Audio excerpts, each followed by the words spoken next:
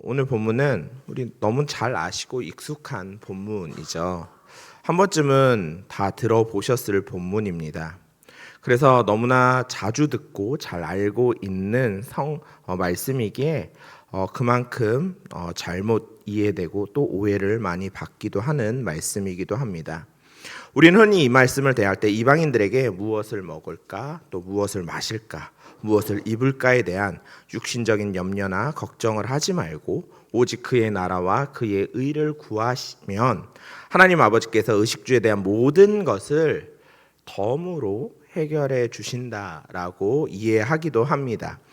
이 말씀에 대해 교회사 속의 초대 교부였던 오리겐은 다음과 같이 해석합니다. 초대 교부였지만 이단이 된 오리겐이죠.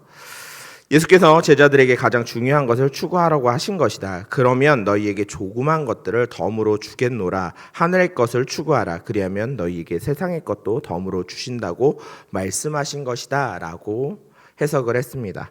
오늘 우리가 접하는 해석들 역시 이와 비슷한 관점을 많이 취하고 있기도 합니다.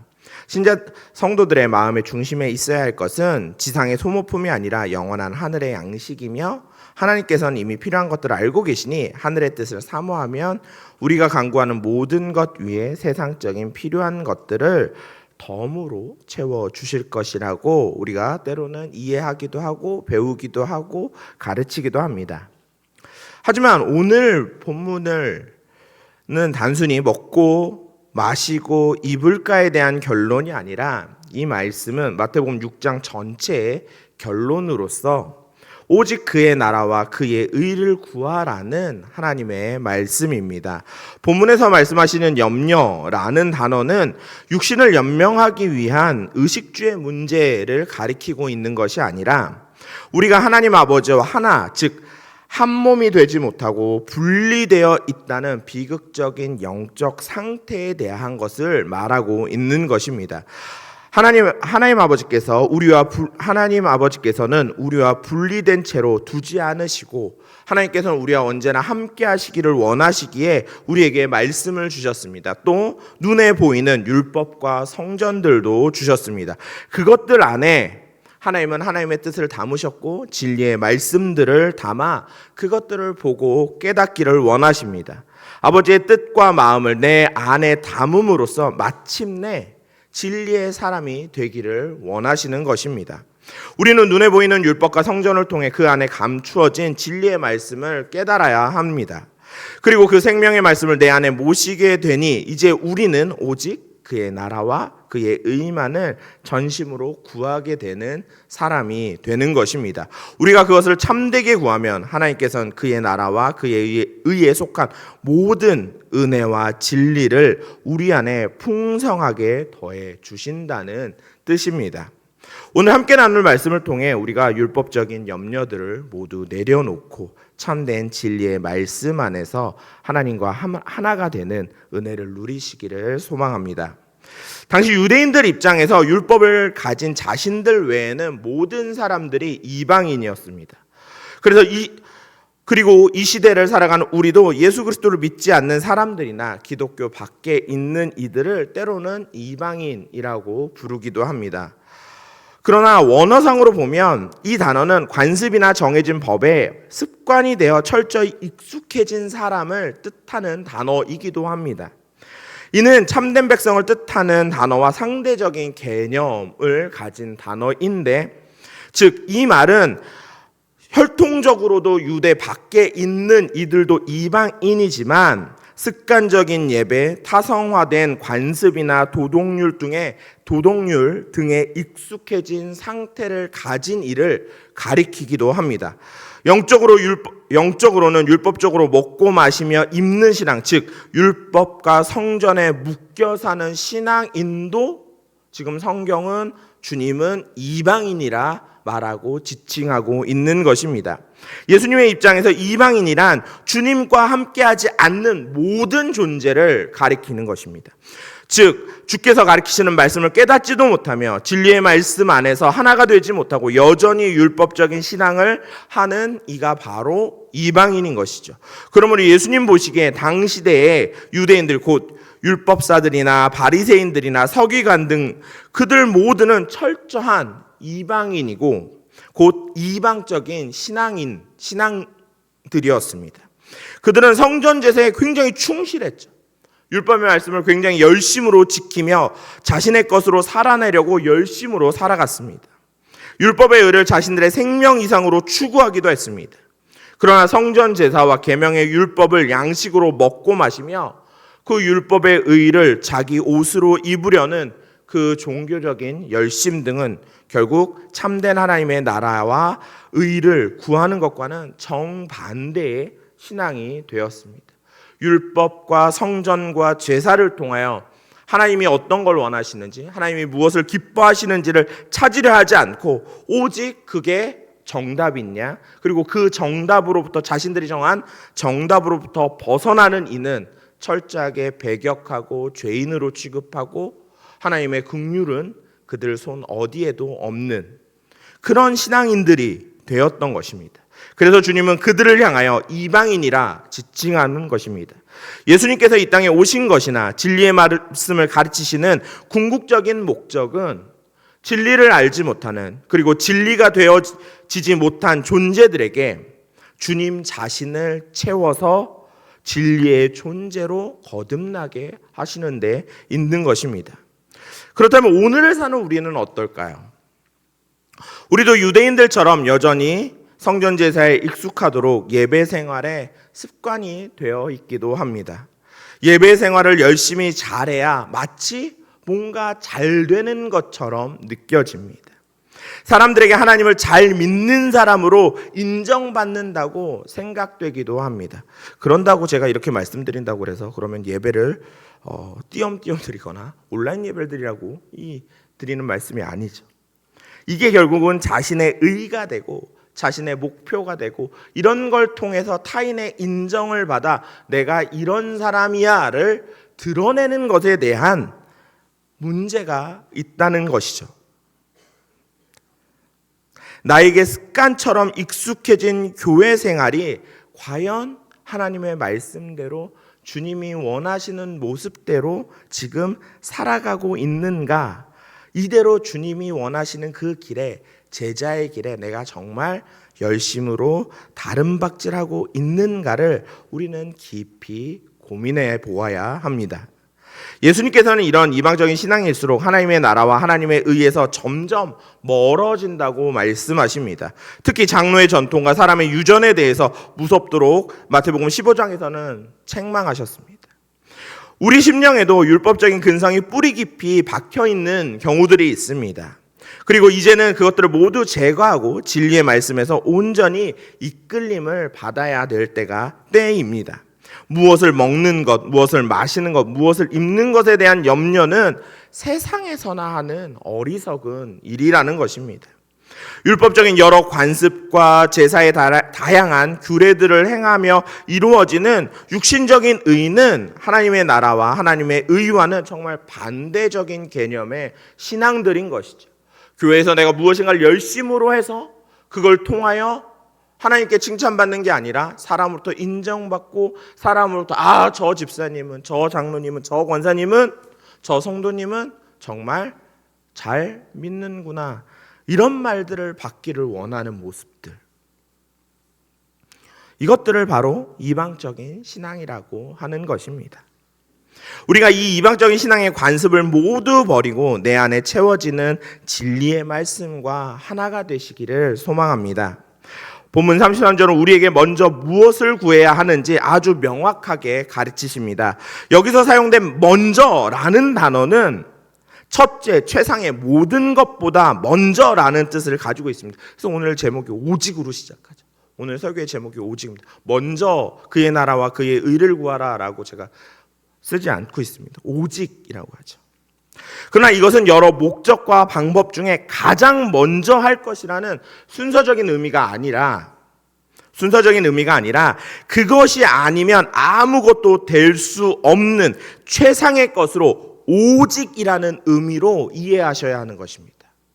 그러니까 오직 그의 나라와 그의 의를 구하라 라고 말씀하고 계시는 것이죠. 이걸 구하면 그 뒤에 무엇인가 뒤따라오는 게 아니라 이걸로 만족해야 한다라고 가르치시고 말씀하시는 것입니다. 즉 그것만이 유일한 목적이며 방법이며 최고의 가치라고 지금 주께서 가르치고 계시는 것입니다.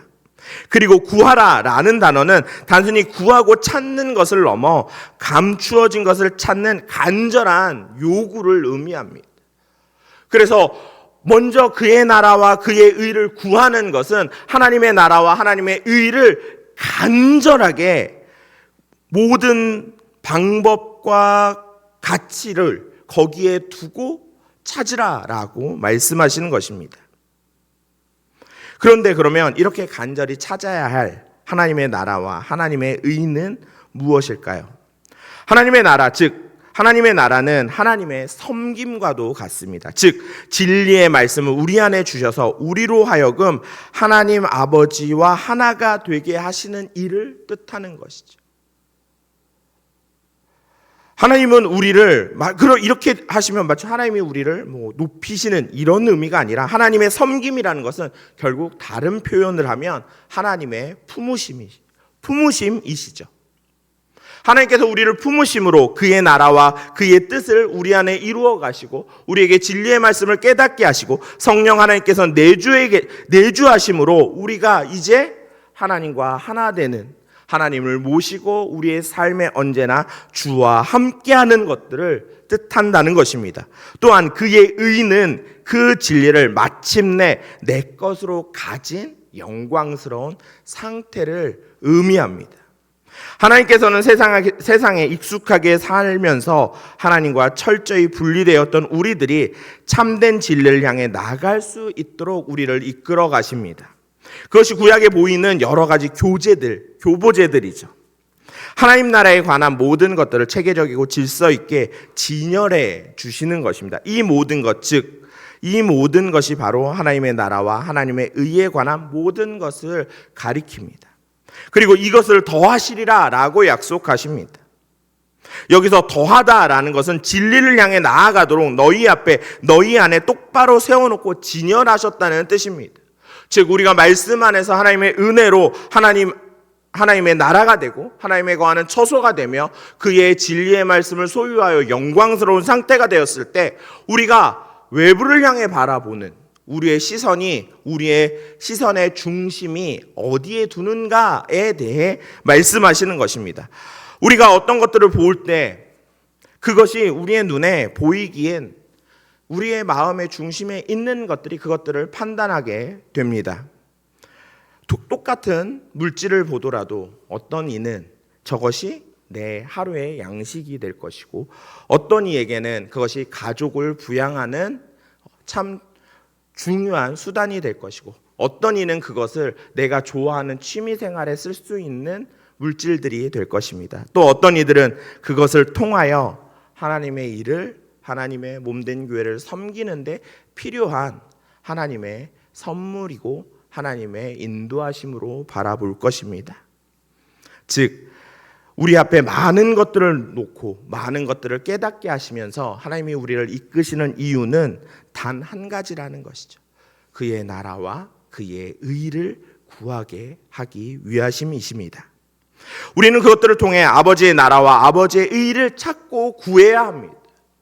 내게 주어진 많은 환경의 여러 모습들 속에서 우리는 언제나 우리의 중심에 무엇이 있는가를 통해서 그 모든 일들을 찾고 또 찾아야 하는 것입니다. 그리하여 내 자신이 하나님의 나라가 되고 의가 되어져야 한다는 것이 오늘 본문 말씀입니다.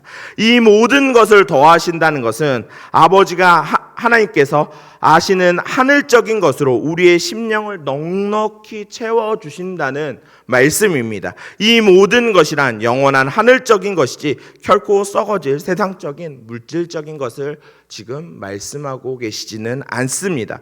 그러나 안타깝게도 당시의 사람들은 이것을 율법적인 것으로만 생각해서 눈에 보이는 율법을 지키는 것 그리고 성전에서 제사 지내는 것에만 전념했습니다.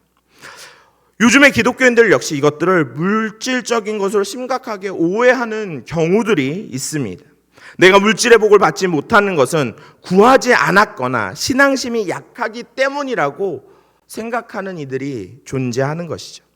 그러므로 더욱 열심히 신앙생활을 해서 하나님의 나라와 하나님의 의는 물론이고 거기에 더하여 물질적인 축복도 덤으로 받고자 하는 잘못된 형태로 발전해 나가고 있습니다. 하지만 성도 여러분, 하나님은 진리와 물질을 결코 겸하여 주시지 않습니다. 우리가 착각하는 것 중에 하나는 하나님이 진리와 물질을 같이 주실 것이라고 생각한다는 것이죠. 절대로 하나님은 진리라는 예수 그리스도라는 복 하나만을 우리에게 주십니다. 만약 이 둘을 겸하여 주면, 함께 주면 우리는 금세 진리를 잊어버리기 때문입니다. 당장 저만 해도, 참 강단에서 할 얘기는 아니지만 저만 해도 하나님께서 로또를 1등을 한 3장에서 4장 맞게 하시면 고민되죠. 계속 사역을 해야 되나? 내 통장에 한 150억, 200억 정도 있으면 고민되죠. 내가 이렇게 열심히 사역을 해야 되나? 이 돈으로 이제 핑계 삼아, 선교라는 핑계 삼아 유럽을 향해 주의 복음을 들고 유럽을 가겠습니다 이러고 티켓 끊어 달려갈 수 있죠. 고민되는 거예요. 근데 이게 비단 제가 얘기했지만 우리 중에 누가 이 유혹을 벗어나실 수 있으시겠어요? 돈은 많고 시간도 넉넉하고 내 삶의 모든 것들이 여유로워지면 우리는 진리로부터 멀어지게 됩니다. 우리에게 베푸신, 그러면 하나님은 우리에게 아무것도 주시지 않는가라는 물음들이 우리에게 생깁니다. 그러나 그 우리에게 주시는 그 모든 것들은 우리가 하나님의 일을 감당하기 위해 하나님이 베푸시는 은혜인 것이지 그것이 결코 목적이 될 수는 없는 것입니다. 그렇기 때문에 하나님께서는 우리에게 그 뜻을 알든 모르든 상관없이 우리의 영혼을 살리는 진리만을 복으로 주십니다. 우리에게 주어지는 그 여러 환경의 여러 모습들은 하나님이 우리가 그 일을 넉넉히 감당하기 위해 베푸시는 은혜인 것입니다. 우리가 세상에서 구하는 만사형통이나 부귀영화나 일취월장이나 소원성취나 승승장, 많기도 하죠. 승승장구 등은 하나님의 진리와는 아무 관계가 없다는 것이죠. 주님을 믿어서 승승장구하면 때로는 그 승승장구함으로 주님을 모르는 사람이 되기도 합니다. 제가 통계를 찾아보지 않았지만 생각보다 꽤 많은 그리스도인 국회의원들이 있죠. 근데 매 시즌 되면 항상 차별금지법이 항상 도마 위에 끊임없이 올라옵니다. 여기까지 하겠습니다. 문제가 있죠. 본인은 그리스도인 국회의원인데 여러 표와 여러 지역구의 상황과 이런 것들이 있으니까 그 승승장구함이 그리스도인답게 살아가는데 방해가 된다는 것이죠. 즉 승승장구함과 그리스도인으로 살아가는 것과는 아무 관계가 없다는 것이죠. 하나님은 우리에게 오직 우리에게 육적인 물질을 복으로 주시지도 않지만 반대로 우리의 얄팍한 물질을 대가로 요구하시지도 않습니다. 중요한 건 하나님은 우리에게 오직 함께 하심만을 바라보고 우리를 부르신다는 것이죠. 주님은 34절을 통해 이제 내일 일을 염려하지 말라라고 가르치십니다. 여기서 내일은 공기나 호흡을 뜻하는 단어에서 유래된 단어인데 내일 일은 내일 그것들 곧 그 자신의 것들을 스스로 염려한다는 의미를 갖고 있습니다. 그래서 우리는 이 말씀을 대할 때 우리가 항상 고민하는 건 그러면 이제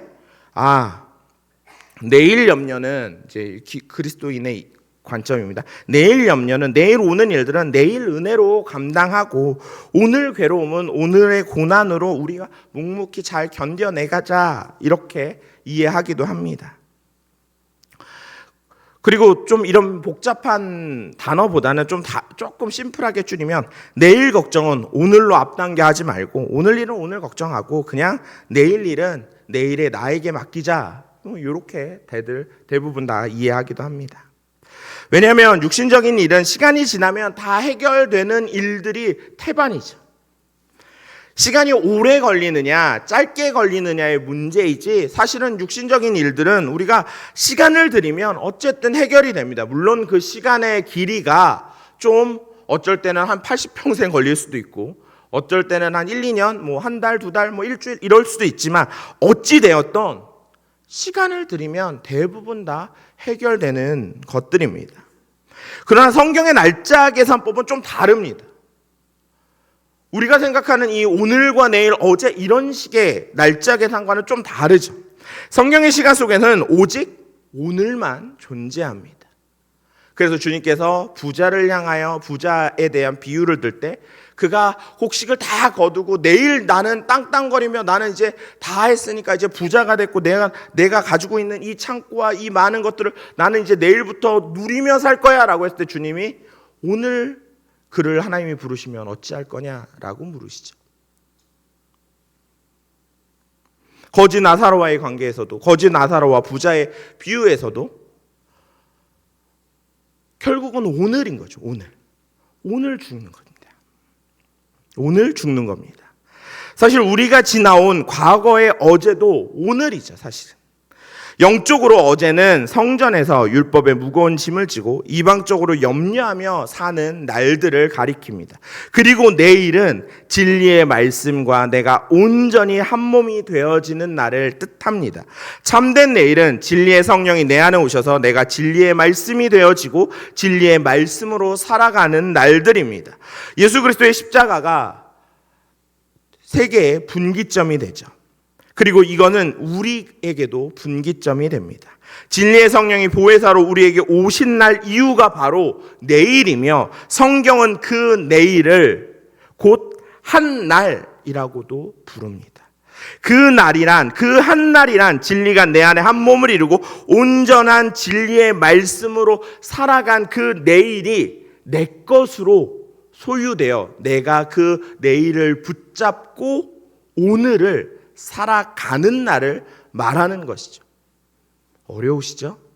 시점이 왔다 갔다 하니까 어려우시죠? 즉 오늘 성령이 오신 그날은 내 안에 오신 진리의 성령으로 사는 날이 되는 것입니다. 예수님의 십자가의 죽으심과 부활을 통하여 우리 안에 진리의 성령이 오신 그날로부터 사는 내게는 이제 지나간 어제가 존재하지 않고 오직 오늘만 살게 되는 그리스도인이 된 것입니다. 이렇게 하늘의 것으로만 사는 상태를 성경은 영원이라고 표현합니다. 하나님께서 말씀하시는 영원이란 과거도 없고 현재도 없고 미래도 없는 영광스러운 상태로 그냥 살아가는 것이죠. 비록 몸은 땅에 발을 딛고 땅의 것으로 살아가지만 진리의 말씀 곧 하늘의 것으로 숨을 쉬며 살아가는 이것이 영원한 것입니다. 현재 우리가 이 영원적인 삶을 살아내고 있어야만 장차 영생으로 들어가는 온전한 영생이 되어지는 것이죠. 그렇다면 우리가 과감하게 내어버려야 할 고난들이라는 것은 즉 우리가 우리 스스로 충분하다라고 생각했던 것들, 내가 내 열심으로 옷 입었던 것들, 내가 진리로 나아간데 방해되었던 내 의로움들, 내 말들, 내 생각들, 이것이 우리의 곤고함이고 어려움이고 고난들인 것이죠. 십자가의 은혜로 이 모든 것들을 우리는 온전히 뽑아내어 버려야 합니다. 이제 내가 하나님의 말씀과 진리와 하나가 되어지는 일에 하나님은 우리에게 모든 것을 넉넉하고 충분하게 베푸십니다. 그리고 그렇게 함으로 자기 자신의 것을 가지고 즉 내가 진리 안에서 하나 된 나를 통하여 오늘 우리는 살아가고 있는 것입니다.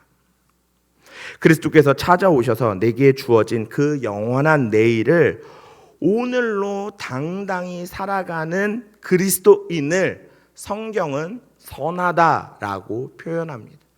반대로 그러면 그리스도께서 내게 주어진 그 영원한 내일을 오늘로 살아가지 못하고 그냥 끊임없이 어제의 일에 매여 사는 사람을 성경은 악하다라고 표현하죠. 그리고 주님은 이 악한 자들을 향하여 때때로 이렇게 말씀하십니다. 믿음이 적은 자여, 믿음이 없는 자야. 부활에도 생명의 부활이 있고 사망의 부활이 있듯이 이것은 결코 우리가 죽음 이후에 내세에 가서 결정되는 것들이 아니죠. 영생은 그냥 끝나고 나면 결정되는 게 아니라는 것입니다. 바로 오늘 진리의 내일을 오늘로 살아내고 있는지, 주와 함께 오늘 내가 열심으로 살아내고 있는지, 아니면 그 내일을 여전히 어제의 율법으로 살고 있는지에 따라 결정되는 오늘 내 결정이라는 거죠.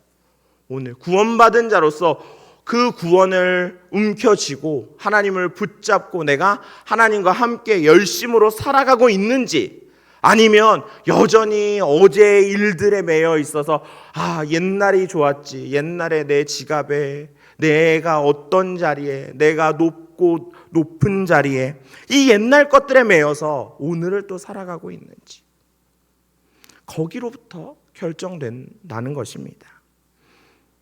그러므로 이제 우리의 영혼을 갉아먹던 어제의 고난들, 즉 율법의 조문과 거짓된 세상의 것들을 우리 안에서 온전히 뽑아내어버리고 하나님의 말씀과 한 몸을 이룬 그날의 삶을 우리는 매일 넉넉하게 살아가는 거룩한 성도가 되어야 할 것입니다. 말씀을 맺겠습니다. 무엇을 먹을까, 무엇을 마실까, 무엇을 입을까에 대한 염려는 결국은 주님이 가르치시는 이 말씀은 우리의 육신적인 삶의 문제가 아니라는 것이죠. 먹고 마시고 입을 것을 걱정하지 마 라고 그냥 우리가 육신에 입혀지는 것들에 대해서 말씀하시는 것이 아닙니다. 이것은 아버지의 나라와 그의 의를 우리로 하여금 깨달아 알게 하려고 주신 것들, 곧 우리 눈에 보이는 것들, 그리고 말씀을 통하여 우리가 이 모든 것들을 온전히 찾으라고 재촉하시고 말씀하시는 것입니다. 진리의 성령이 오셔서 나의 마음에 하나님의 말씀을, 진리의 말씀을 맺어 하나님과 온전히 하나가 되게 하신 날, 그 영광스러운 생명의 날이 우리에게 지금 왔으니, 또 우리가 그 날을 살아가고 있으니 이제 우리는 그 영원한 내일을 오늘로 당당히 살아내야 합니다. 다른 말로 하면, 다른 표현으로 하면 오늘 천국을 누리며 살아가야 하는 것이죠. 이러면 좀 이해가 쉬우시죠?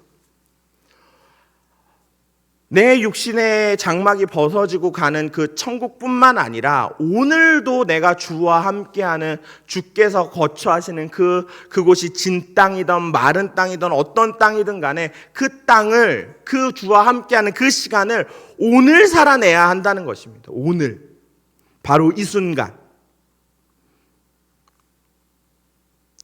우리가 끝까지 구해야 할 것은 오직 하나님의 나라와 하나님의 진리와 하나님의 의를 구해야 하는 것입니다. 그래서 고린도후서 5장 17절의 말씀과 같이 보라, 이전 것은 지나갔으니 새 것이 되었도다, 새로운 피조물이라 하고 하신 말씀과 같이 이전 것은 모두 지나갔고 참된 진리의 말씀 안에서 우리는 새로운 피조물이 되었고, 우리를 새롭게 하신 그 내일을 우리가 움켜쥐고 오늘을 당당하게 살아가심으로 오직 성령 안에서 하나님의 나라와 하나님의 의를 넉넉히 누리며 자랑하며 기뻐하시는 영원한 오늘을 살아가시는 성도님들 되시기를 주님의 이름으로 축원합니다.